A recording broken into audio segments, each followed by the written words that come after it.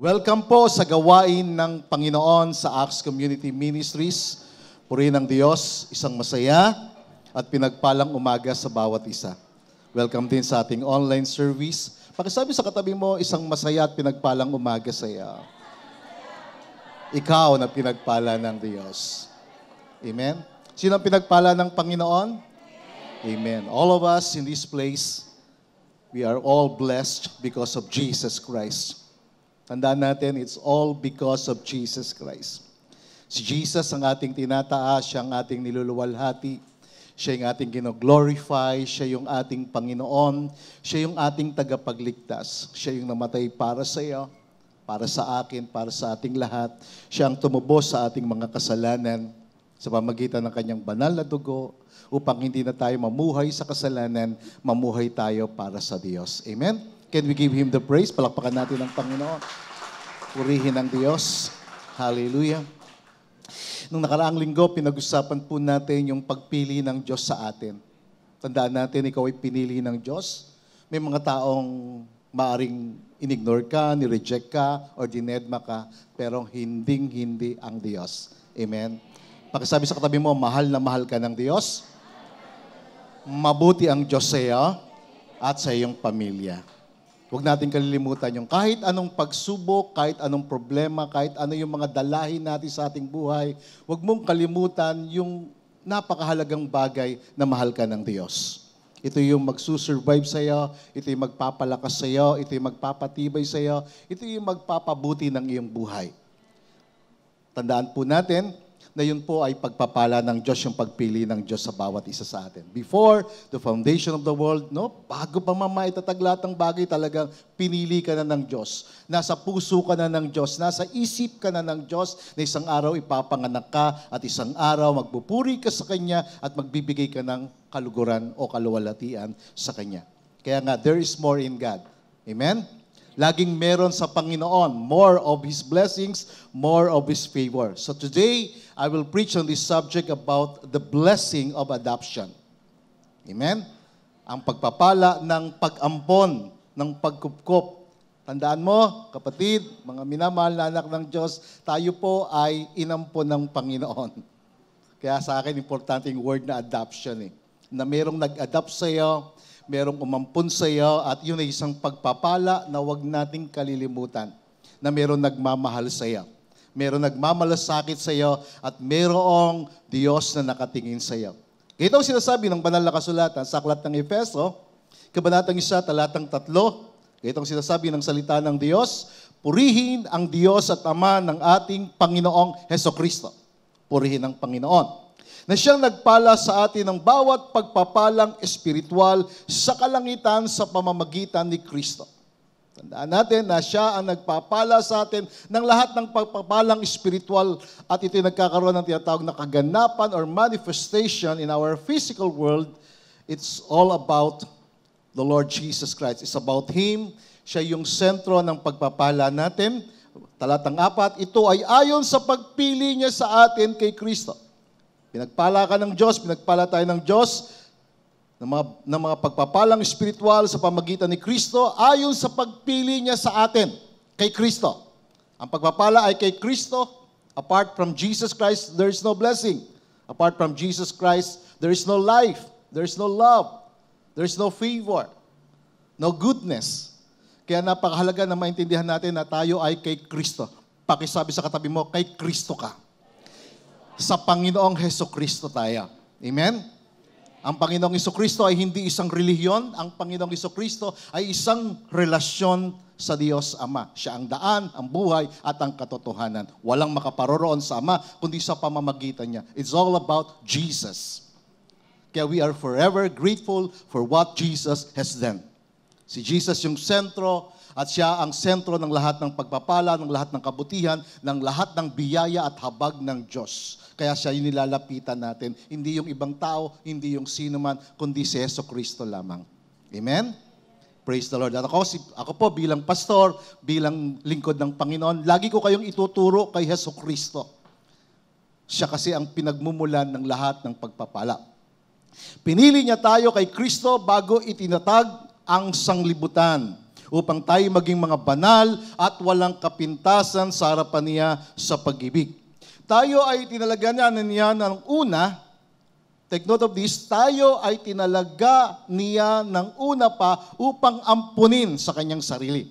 Take note of that. Tinalaga kanya upang ampunin, upang ariin, upang kupkupin para sa kanya, again, sa pamamagitan ni Jesucristo. Sa pamamagitan ng Panginoong Jesucristo ayon sa kanyang kalooban. Yan po yung verse natin. And we will look at it in the New American Standard Bible. Sabi po sa wikang Ingles, ganito, He predestined us to adoption as sons and daughters through Jesus Christ. Predestined us, all of us who believe in Christ, to adoption as sons and daughters of God through Jesus Christ according to the good pleasure of His will. Galing, ano? Tingnan po natin yung sa ibang version, Amplified Bible. Sabi ng Amplified Bible, He predestined and lovingly planned for us to be adopted. And expound siya. Sabi diyan, He predestined and lovingly planned us to be adopted to Himself as His own children through Jesus Christ in accordance with the kind intention and good pleasure of His will.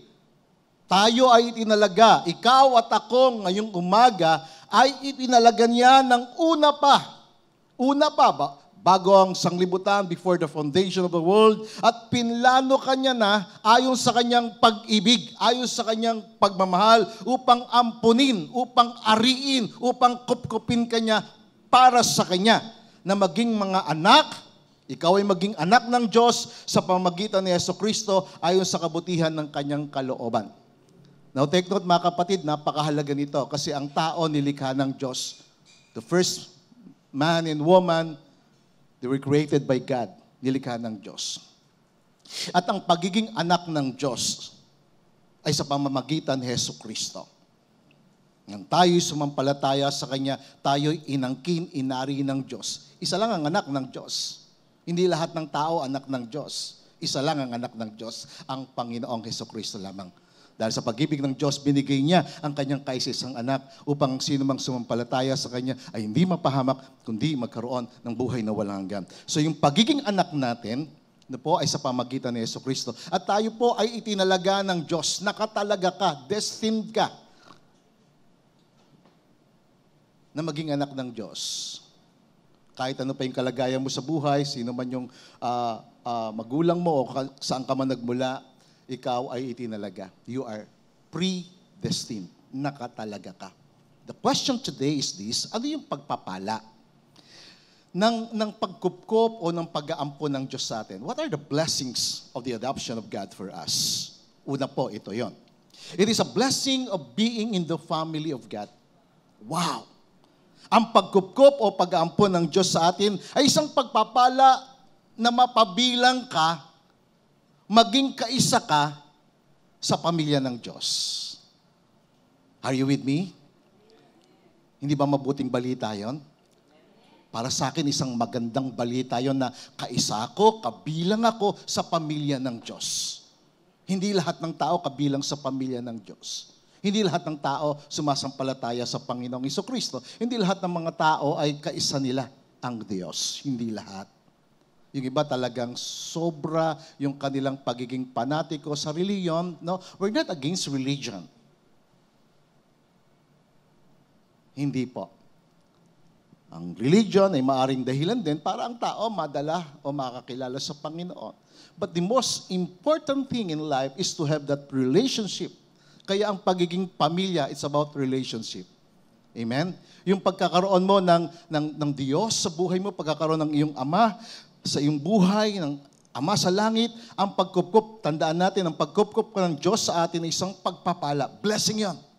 Blessing na mapabilang ka, maging kaisa ka sa pamilya ng Diyos. Tingnan natin yung verse natin. Ephesians 1 verse 5. New American Standard Bible, it says, He predestined us to adoption as sons and daughters through Jesus Christ to Himself, to God Himself.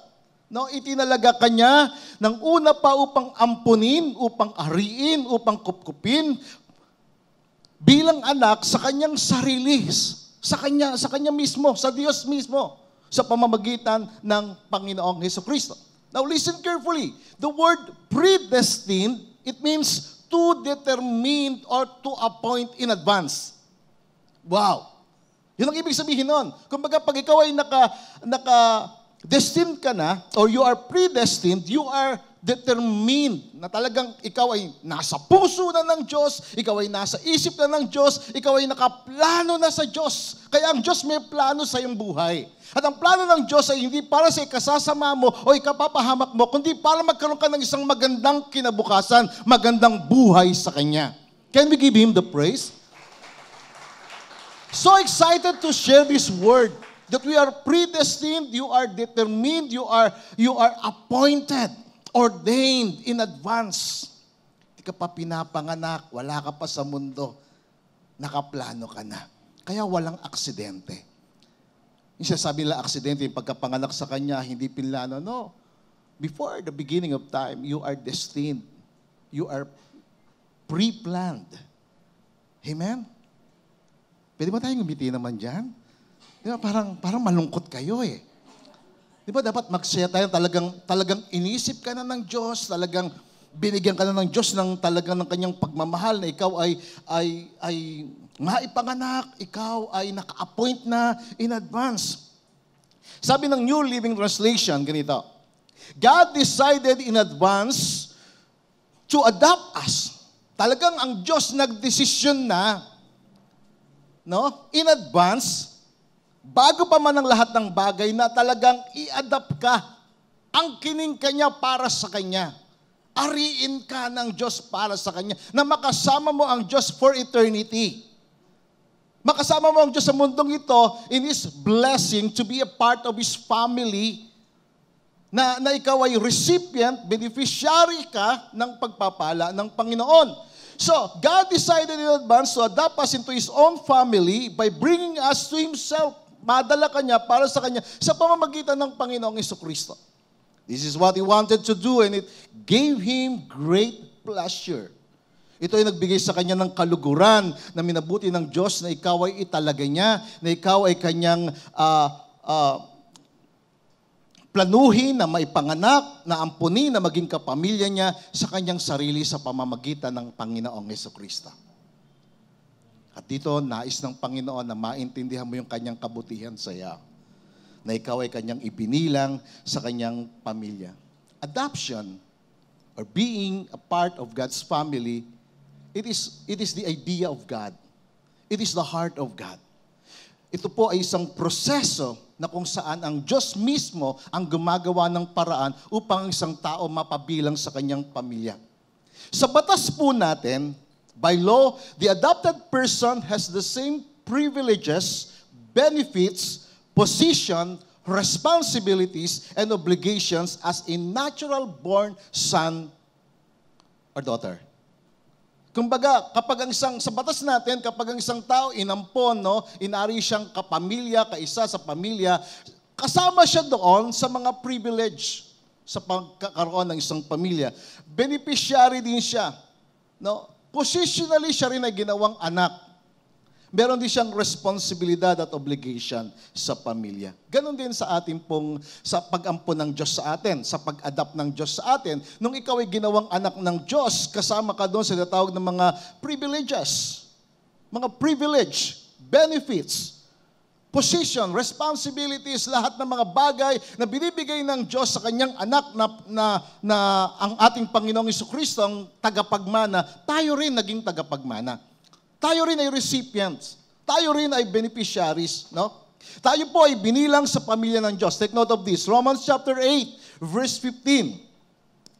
It says, "You have not received a spirit of slavery leading again to fear of God's judgment." Kaya kung ikaw ay nagkakaroon ng takot, nagkakaroon ka ng pangamba, dapat maging maliwanag sa iyo na anak ka ng Diyos na hindi ka dapat nababalisa. Hindi ka dapat nag-aalala. Hindi ka dapat problema na yon, pinoproblema mo pa. Hayaan mo yung problema sa kanyang sarili. Mas malaki ang Diyos, mas malaki ang ating Panginoon kaysa sa problema po natin. Amen? So, hindi natin tinanggap ang espiritu ng pagkaalipin upang matakot doon sa judgment o kung ano man yung kahatulan na maaaring dumating sa mundo o sa mga tao. But you have received the spirit of adoption. We received the spirit of adoption as sons. The Spirit producing sonship by which we joyfully cry, Abba, Father. Na tayo po'y tumatawag sa Kanya, Ama, Ama. Kaya tandaan natin, hindi ka tumanggap ng espiritu ng pagkaalipin. Amen? Upang ikaw ay mamuhay sa takot. Hindi ka dapat namumuhay sa takot. Pakitapi kang katabi mo, huwag kang mamuhay sa pagkabalisa. Huwag kang mamuhay sa takot. Pastor, hindi mo lang alam yung nangyayari sa amin. Yes, hindi ko alam, pero alam ng Diyos na nagmamahal sa iyo. At kailanman hindi ka pababayaan ng Diyos, hindi ka niya iiwanan, tutulungan ka niya. Magtiwala ka lang sa Kanya sapagkat meron kang Ama na nasa langit, merong Diyos na umampun sa iyo, kumakalinga sa iyo, no? Ibinilang ka niya sa Kanyang pamilya nang ikaw ay naniwala, nang ikaw ay sumampalataya sa Panginoong Hesukristo. Verse 16, sabi rito, the Spirit Himself testifies and confirms together with our spirit, assuring us that we believers, take note of that, assuring us that you as a believer, you are a children of God. You are a child of God. We are children of God. Mga anak tayo ng Diyos. Amen? Kaya hindi ka dapat nag-aalala, hindi ka nababalisa, hindi ka natatakot. Kasi pag natatakot ka, nagki-create ka ng sarili mong multo sa buhay mo. Hindi tayo dapat natatakot. Hindi ka dapat nag-aalala. Dahil merong Diyos na nagmamahal sa iyo. Siya ang nagte-testify, siya ang nag-assure sa iyo, ang Holy Spirit. That's why, nung ako'y nakaranas ng tinatawag na, of course, lahat tayo nakaranas ng kalungkutan. Nagkaiba lang ng level ngayon. Kasi ngayon, iba na ang trend ngayon. Pagka sinabing malungkot ka, ang tingin nila yung talagang depressed ka na. Of course, nangyayari talaga yung depression. Pero during the time na ako'y nagkaroon tinatawag na lowest point, nandun ako sa pinakamababang antas ng buhay ko, doon ko naintindihan na mahal ako ng Diyos. Hindi niya ako papabayaan. Kasi during the lowest point of my life, lagi akong niyayakap ng Diyos. Lagi akong ina-assure ng Panginoon. Lagi akong ina-assure ng ating Ama sa langit na ako ay Kanyang mahal. The same with you. No? Pakitapi kang katabi mo ulit, sabi mo sa Kanya, mahal ka ng Diyos. Mahal ka ng Diyos. Mabuti ang Diyos. Amen? Amen? Can we give Him the praise? So, ina-assure niya tayo. No? Ito yung pagpapala ng adoption. That you have been chosen before the beginning of time, before the foundation of the world, and then you are predestined for adoption. Tinalaga ka niya. Hindi niya tayo inisip ng Diyos. Of course, lahat ng bagay nakaplano na sa Diyos, no? Alam ng Diyos, isang araw ang tao babagsak sa kasalanan. Pero hindi siya nakatingin doon. Nakatingin siya kung paano kanya pinili, nakatingin siya kung paano kanya itinalaga para sa kanya. And that is why you have nothing to worry. Hindi ka dapat matakot. Verse 17, sabi rito, Romans 8:17, and if we are His children, then we are His heirs. Kung ikaw ay anak ng Diyos, ikaw ay tagapagmana. Kaya nga yung inadopt, tagapagmana rin siya. Kasama siya sa mga blessings, kasama siya doon sa kung ano yung kalagayan ng totoong anak, ganon din yung kanyang sitwasyon, ganon din yung kanyang position. Kaya nga kung ano ang kalagayan ng Panginoong Hesukristo sa harapan ng Ama, ganon din ang pagtingin niya sa atin. Ang kalagayan natin ay sa pamamagitan ng ating Panginoong Hesukristo. Then if we are His children, then we are His heirs, also heirs of God and fellow heirs with Christ. Kasamang tagapagmana ni Kristo, sharing His spiritual blessing and inheritance. Amen? Naniniwala po ba kayo doon? Nakabahagi ka, kasama ka sa mana, sa pagpapala, kasama ka sa kabutihan ng Diyos, kasama ka sa lahat ng mga bagay na nais ng Diyos sa iyong buhay. Kung ano yung ginawa niya sa kanyang anak na si Jesucristo, na ang Panginoong Jesucristo, the same with us. Tayo ay kanyang tagapagmana. Kasama ka sa mga pagpapala. Tayo yung mga tagapagmana ng Diyos at kasamang tagapagmana ni Kristo. Kaya huwag kang mag-alala kung wala kang pambayad ng kuryente, wala kang pambili ng bigas. Magtiwala ka lang sa Diyos kasi ang Diyos ang magbibigay sa iyo ng provision. Amen. Sa loob ng 30 taon o 37 years of serving God, nakilala ko na siya. Hindi niya ako pinabayaan. Hindi niya kami pinabayaan. Kasi anak niya kami. Ang mga anak, tandaan ninyo, ay hindi pinababayaan. Walang mga anak na mali-left behind o makakalimutan sapagkat kasama siya sa biyaya at pagpapala ng Diyos. Amen? Praise the Lord. At hindi lamang yon, as far as our status is concerned, we are no longer strangers. We are no longer aliens or foreigners in the eyes of God. We are the people of God. We are members of His family. Tingnan po natin yon. Ephesians chapter 2, verse 19. In the New Living Translation, sabi rito, so now you Gentiles are no longer strangers and foreigners. Take note of this. Ang sinusulatan ni Paul dito, yung mga Ephesian believers. Yung mga taga-Epeso. Kasi yung Epeso, isa po itong lugar na kung saan nandoon yung mga tinatawag na mga Gentiles. Pag sinabing Gentiles, they are not Jewish people. So katulad natin, Gentiles tayo, hindi tayo Hudyo. But spiritually, naging Hudyo tayo dahil sa ating Panginoong Jesucristo. So dito, kung paanong sinusulatan ni Paul ang mga taga-Ephesians, ang mga believers Ephesians, the same with us. Kung ano sinasabi niya sa kanila, ganun din sinasabi sa atin. You are no longer Gentiles or no longer strangers and foreigners. You are citizens along with all of God's holy people. Amen? We are citizens of heaven. Mamamayan tayo ng langit. Can we give Him the praise?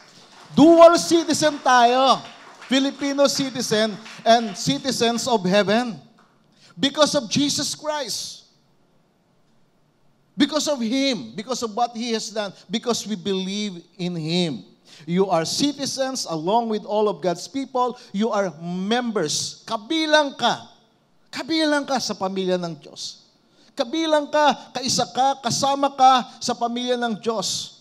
At sa pamilya ng Diyos, walang iwanan. Sa pamilya ng Diyos, walang pinababayaan. Sa pamilya ng Diyos, lahat kinakalinga, lahat tinutulungan, lahat pinagpapala, sapagkat merong Diyos na pinagmumulan ng pagpapala. Ng lahat ng kabutihan. Kaya makikita po natin dito kung ano yung ginawa ng Panginoong Hesus, kung ano yung sinasabi sa Ephesians, the same with us, kung ano yung privilege nila, kung ano yung mga benefits nila, the same with us, because we have the same Father in heaven. We have the same Lord. And that is the blessing of being in the family of God. Yan yung pagpapala na kabilang ka sa pamilya ng Diyos. Hindi ka pababayaan, hindi ka niya iwanan. Patuloy ka lang na magtiwala. Kahit anong mangyari, kahit anong pagsubok, kahit anong mga kinakaharap mo, mga sitwasyon, huwag kang matatakot. Huwag kang mababahala. Huwag kang give up. Huwag kang susuko. Amen. Huwag kang susuko. Huwag kang lalayo sa Kanya sapagkat siyang pinagmumulan ng lahat ng kabutihan at biyaya. Amen. That is the blessing of adoption. Second, it is the blessing in having the favor of God. Yung pagiging anak ng Diyos, yung kinupkup ka ng Diyos, kaisa ka sa pamilya niya, at ikaw ngayon ay merong favor. You have the favor of God. Pag sinabing favor, nasa iyo yung kabutihan niya. Nasa iyo yung kagandahang loob niya. Hahabulin ka ng kanyang kabutihan, sasamahan ka ng kanyang kagandahang loob. Yung kamay ng Diyos nasa iyo. Yung pag-iingat ng Diyos nasa iyo. Bakit? Kasi ikaw ay anak ng Diyos. Bakit? Kasi ikaw ay kinupkup ng Diyos. Bakit? Kasi ikaw ay inari ng Diyos at ginawang anak ng Panginoon. Amen? So tingnan po natin to, ang pagkupkop o pagampo ng Diyos sa atin ay isang pagpapala ng pagkakaroon ng favor na siyang kabutihan at kagandang loob ng Diyos sa atin. Ephesians chapter 1 verse 5 sa ating text, it says, He predestined us to adoption as sons and daughters through Jesus Christ Himself. Take note of this, according to the good pleasure of His will. Ayon sa kagandahan o kaluguran ng Kanyang kalooban. Ayon sa Kanyang kaluguran. According to the good pleasure of the will of God. Take note of this. And if you have the good pleasure of God, kapag nasa iyo yung kaluguran ng Diyos, nasa iyo yung kabutihan ng Diyos, nasa iyo yung favor ng Panginoon, He will crown you with His favor. He will be with you wherever you are. He will guide you. He will lead you.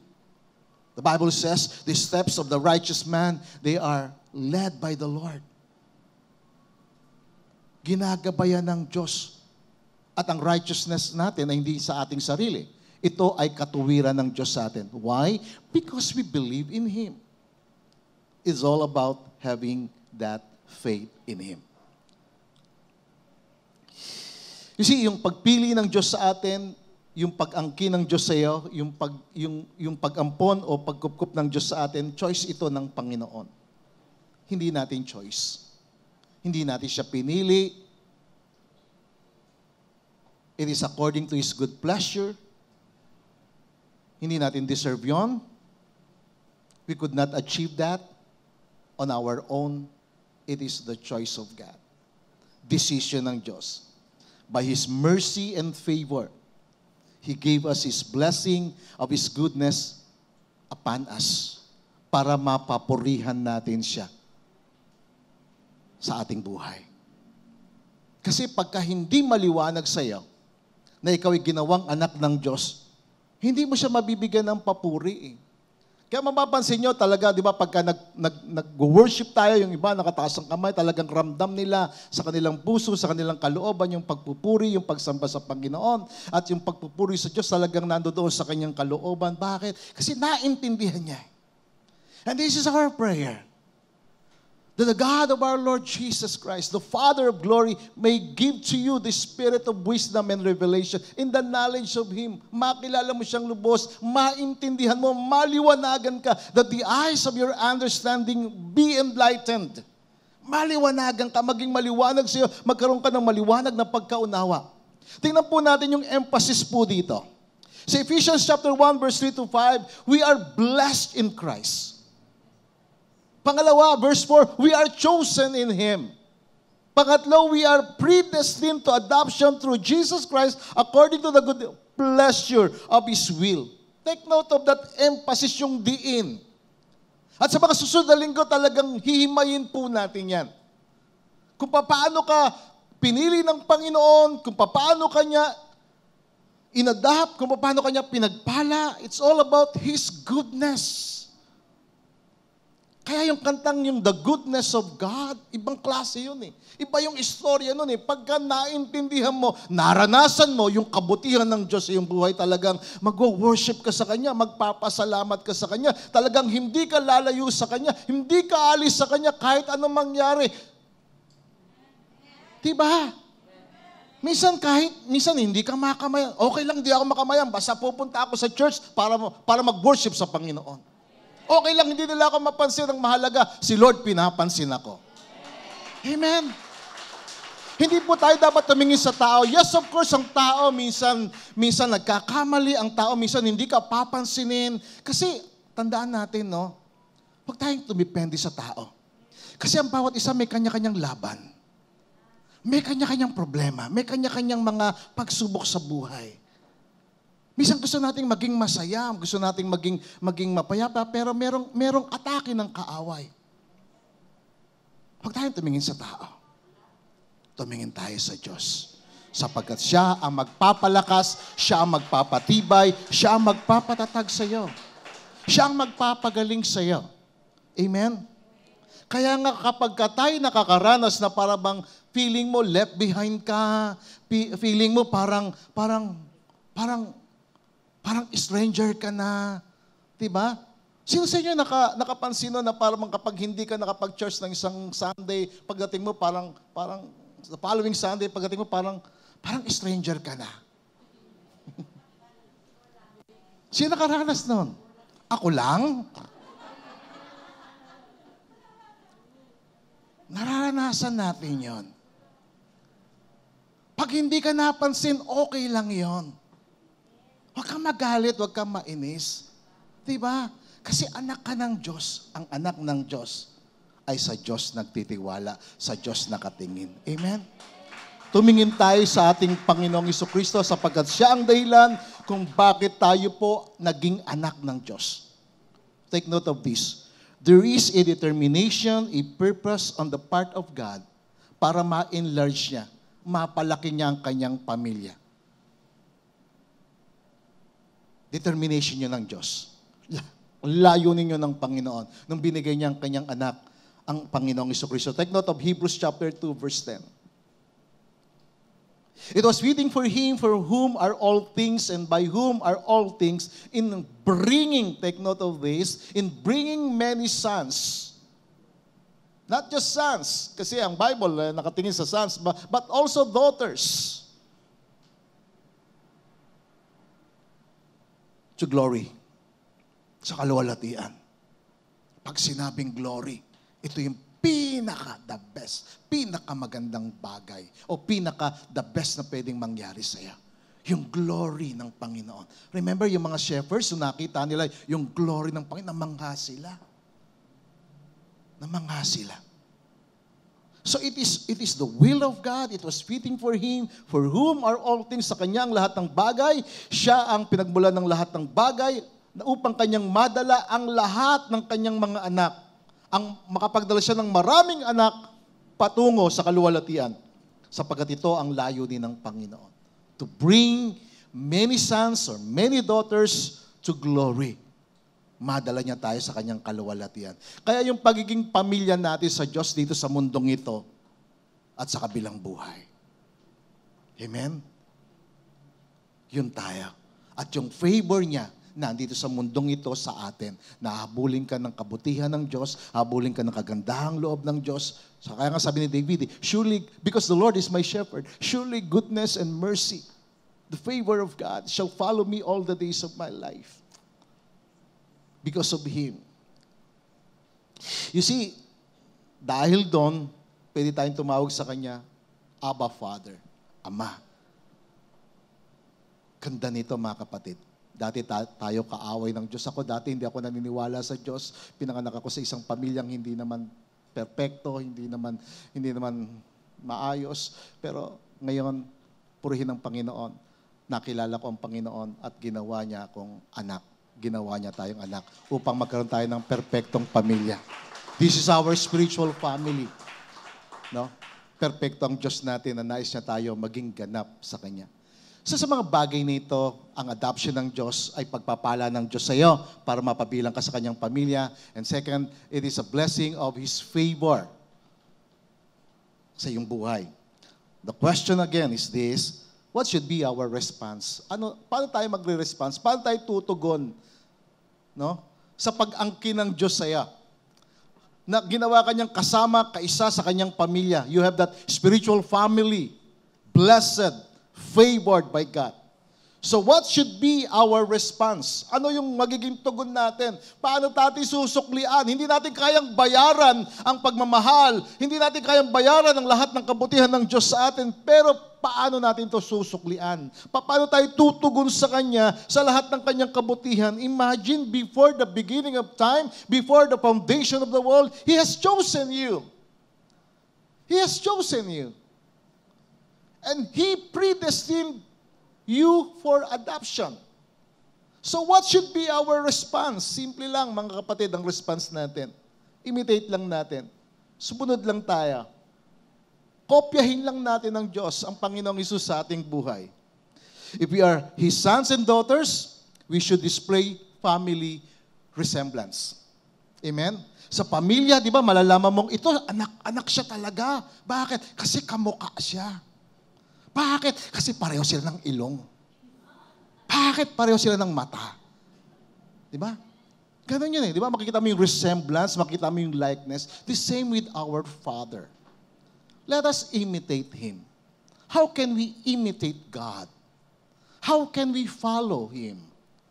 It is through Jesus Christ. Kasi binigay ng Ama ang kanyang anak bilang perfect example sa atin na ating tutularan, susundan, upang maging katulad tayo ng ating Ama. So, and it is about being like Him, to imitate God.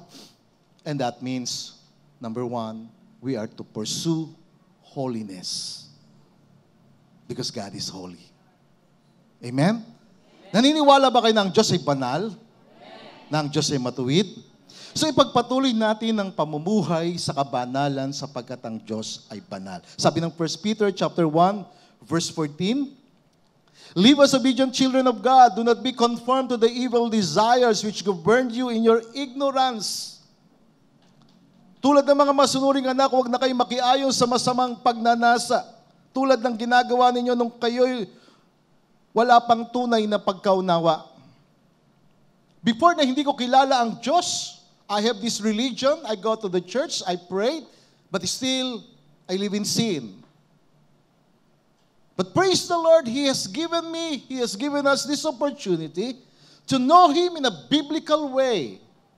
Sa makabibliyang paraan, sa paraan ng Diyos mismo. At dahil doon, nais niya na tayo po'y maging masunurin sa Kanya, na maging katulad niya, mamuhay tayo sa kabanalan. Ang pamilya ng Diyos ay namumuhay sa kabanalan. Sabi ng verse 15, but like the Holy One who called you to be holy, yourselves in all your conduct. Be set apart from the world by your godly character and moral courage. Humiwalay tayo sa gawain ng mundo. Pwede tayo makisama, wag lang tayo makisama, wag tayo makiayon sa gawain ng mundo. Wag tayo makiayon sa gawa ng kasalanan sapagkat tayo anak ng Diyos. Ang mga tao sa paligid natin, ang mga hindi anak ng Diyos ay nakatingin sa mga anak ng Diyos. Bakit? Kasi titingnan nila yung paraan ng pamumuhay, paraan ng pagsasalita. Kaya nagugulat sila eh. Ang mga anak ng Diyos hindi nagmumura. Amen? Hindi nagsasalita ng masama. Amen? Hindi nang lalait, hindi nang huhusga, hindi judgmental. Amen? Katulad ng ating Ama. Kaya sabi rito, ang Diyos na pumili sa inyo ay banal, dapat din kayo magpakabanal sa lahat ng inyong ginagawa. Verse 16, it is written, you shall be holy, for God said, I am holy. Sabi ng Diyos, siya'y banal. Ang paraan ng kanyang pamumuhay, ang paraan ng kanyang pagharap sa atin ay ayon sa kanyang kabanalan. So it should be our response to Him to live in holiness. Amen? Mamuhay tayo, ipagpatuloy natin ang pamumuhay sa kabanalan. Minsan parang, Pastor, parang ang hirap, hindi ko kaya. No? Hayaan mo ang Holy Spirit ang magpabanal sa iyo. Why? Because the Holy Spirit is the Holy Spirit who will lead you into all the truth. Amen. Siya ang magtutuwid, mag-aayos sa atin, magkukonvict sa iyo. Pangalawa, we are to love as God loves us. Magmahal tayo, pagpatuloy natin ang pamumuhay sa pagmamahal, gaya ng pagmamahal ng Diyos sa atin. This should be our response to God. Kasi binilang niya tayo sa pamilya niya eh. Inampon niya tayo na mapabilang sa kanyang pamilya. So kung ano yung pamilya ng Diyos, kung ano ang Diyos, ganun din dapat ang kanyang pamilya. Katulad niya. Namumuhay sa kabanalan, namumuhay sa pagmamahal, sa pag-ibig ng Diyos. Sabi ng Ephesians chapter 5, verse 1, therefore become imitators of God. Copy Him. Take note of the word said in Amplified Bible. Copy Him. Kopyahin natin ang Panginoong Jesucristo. Amen? Huwag natin kopyahin ang mundo. Huwag natin kopyahin yung kapitbahay natin. Huwag natin kopyahin ng sino man sa ating buhay. Kopyahin natin. Imitate natin ang Diyos sa ating buhay. Follow His example. He gave us His example through Jesus Christ our Lord. Jesus said, follow me I gave you this example that you should follow me. Kaya the best life na pwede mong ipamuhay for you to be the best version of yourself is to follow Jesus. Kasi lahat ng sumunod kay Jesus, naging the best yung kanilang buhay. Lahat ng sumunod kay Jesus, yung reflection ng buhay ni Jesus, nakita sa kanila. Kaya, sa mundo natin, no, may mga taong iba yung buhay, na mali ang buhay, kasi na mali ng sinundan.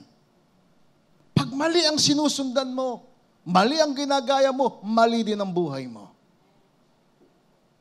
Pero pagka tama yung sinusundan mo, tama yung kinokopya mo, tama yung ginagaya mo, tama din ang buhay mo. Amen? Mamuhay tayo na gumagaya, sumusunod sa Kanya as well-beloved children. Imitate their father. And verse 2, sabi rito, walk continually in love. Patuloy tayong mamuhay sa pag-ibig ng Diyos.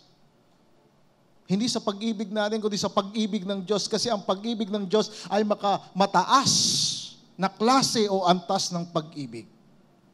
Kaya nga ang prayer ko, Lord, hindi yung pag-ibig ko, hindi yung pagmamahal ko, kundi yung pagmamahal mo, yung maging pagmamahal ko. Yung pananampalataya mo, yun yung maging pananampalataya ko. Yung isip mo, yun yung maging isip ko. Yung puso mo, yun yung maging puso ko. Yung kamay ko, Panginoon, yung kamay mo, maging kamay ko. Na tayo yung maging katawan ng Panginoong Jesucristo. Maging reflection, maging representative niya sa pamagitan ng pamumuhay sa kabanalan at pamumuhay sa kanyang pag-ibig. Walk continually in love, that is, value one another. Practice empathy and compassion. Unselfishly seeking the best for others. Hanapin natin yung ikabubuti ng iba. Mamuhay tayo na may pagmamahal tulad ni Kristo. Huwag nating kalimutan na kaisa tayo sa pamilya ng Diyos at sa pamilya ng Diyos, walang lugar ang kapaitan. Walang lugar ang sama ng loob.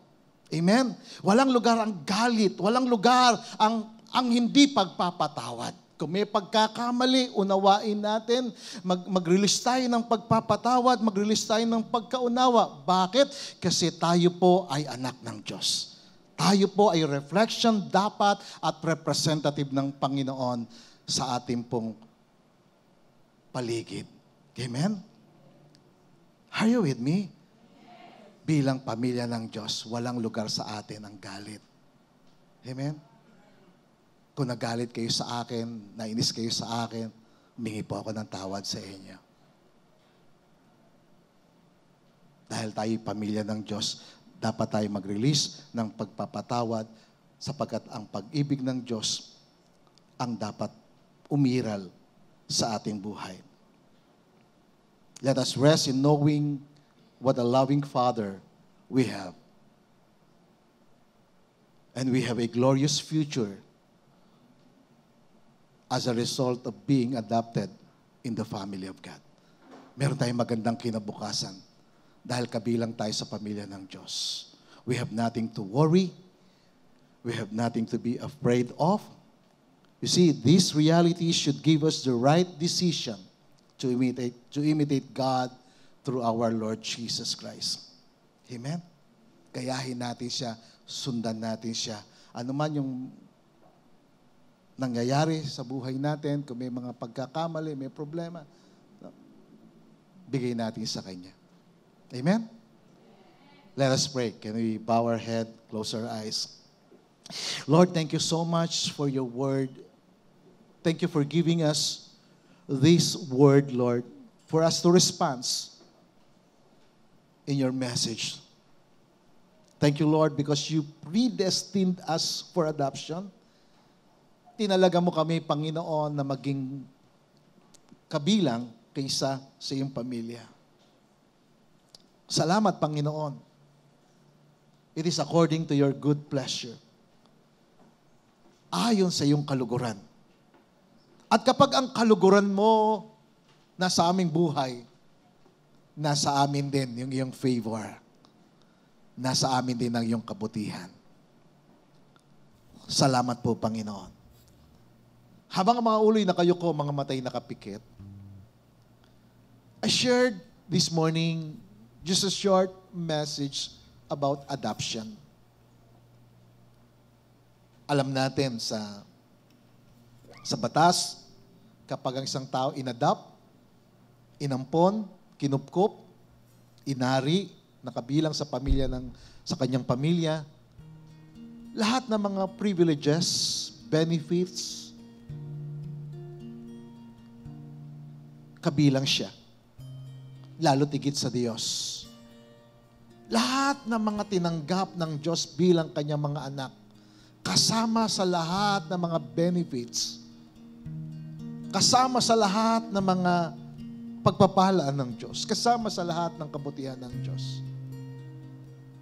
Pero ngayong umaga, habang ang mga ulo'y nakayuko, mga matay nakapikit, maaring ngayong umaga hindi mo alam kung anak ka ba ng Diyos.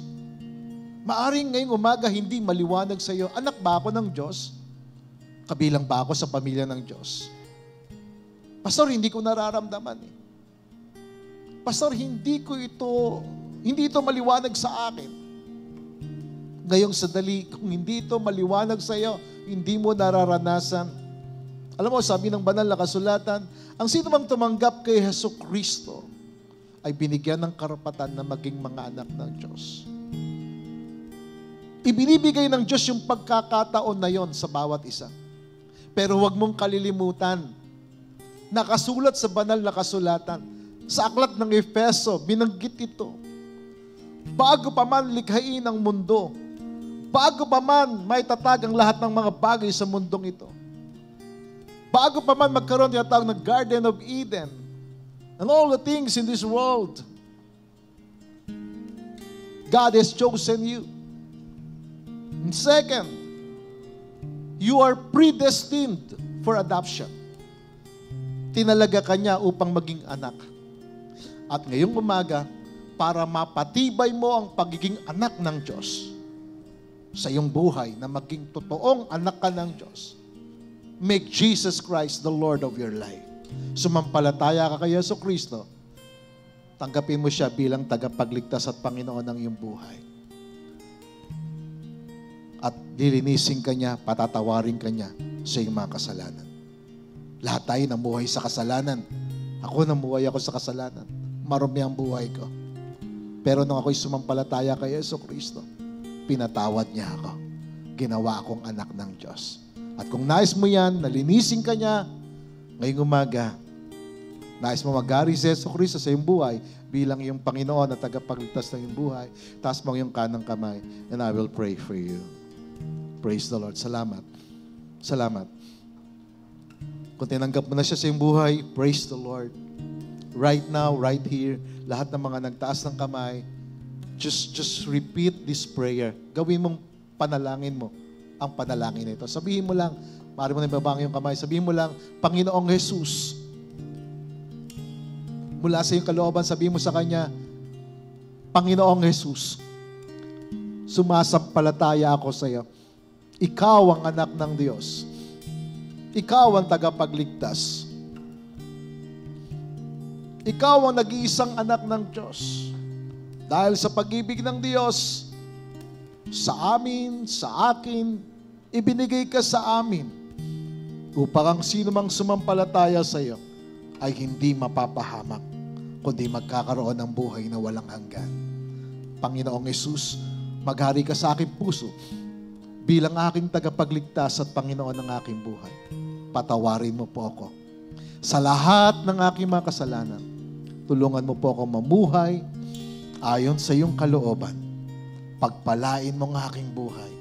Gawin mo akong kaisa, kabilang sa pamilya ng Diyos. At inaangkin ko, tinatanggap ko sa aking buhay ang kabutihan ng Diyos, ang kagandahang loob ng Diyos, ang pagpapala, ang favor ng Diyos sa aking buhay. Sa pangalan mo, Panginoong Jesus. Amen. Amen. Lord, salamat po sa mga kumilala, tumanggap sa iyo ngayong sandali. Naghari ka sa kanilang buhay. Samahan mo sila ng iyong banal na Espiritu.